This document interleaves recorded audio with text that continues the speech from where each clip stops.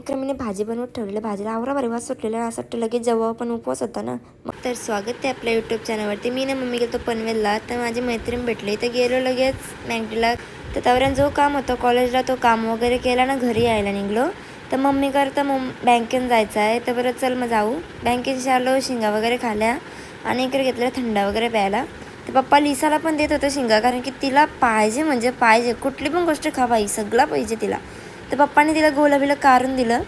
तर पप्पाला बोललं बाई तिला सगळं बरं कारून बिरून देता वगैरे. आम्हाला केव्हा दिले दिले दिले हसना दिला सगळा दिले आम्हाला बाई. नंतर लगेच सिंबाने पण खालं आणि लिसाने पण खालं. पप्पाने मस्त त्यांना वटणाने शिंगा विंगा कारून दिल्या मस्तपैकी. जेवण बिवून सगळं झालं आणि मम्मी चाललेली मडीला कानिफनाथांच्या दर्शनाला ना, मोठ्या देवीच्या. तर आई बोलतात तू नाहीत बरं, मी नाहीत बरं, मी जाऊन आलो, आता नेक्स्ट टाईम येत. तर यांना बोललं हॅप्पी जर्नी. यांचा प्रवास मस्त झाला. मम्मीने केलं तर लगे फोन की इथं पोचलं म्हणून. बरं ठीक आहे बरं. मग काय मम्मीने लगे दर्शन वगैरे दाखवलं. बरं हां मी पण दर्शन घेते, तू पण मस्त दर्शन घे. रांजणगावला होती.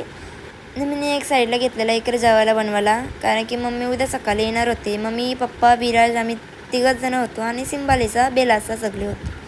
मग काय कामाईमा उरकली एक साईडला आणि इकडे मी भाजी बनवत ठेवलेलं. भाजीला आवरा बरे वास सुटलेला. असं वाटतं लगेच जेव्हा पण उपवास होता ना, मंगळवार. मग लगे जेवण वगैरे झाला, उपवास सोडायला घेतला. सगळी कामं वगैरे उरकलेली. मम्मीने परत फोन केला की आम्ही निघलो म्हणून. बरं या सावकाश या. मम्मीने बेला फॅमिली का दिवस बघितली नव्हती म्हणून त्यांना दाखवली. आणि नंतर लगे दुसऱ्या दिवशीचा व्लॉग एकत्रच करते, 2 दिवसाचा व्लॉग एकत्र करते. मी गेलो तर मंदिरात. बेला ना लिसाला दोघींना बाहेर यायचा होता, तर दोघी वास घेत बसलेल्या काही करतं म्हणून. तर आजच्यासाठी एवढंच होता. मिनी ब्लॉग एंड करूया. चॅनलला सबस्क्राईब करायला विसरू नका. Bye bye.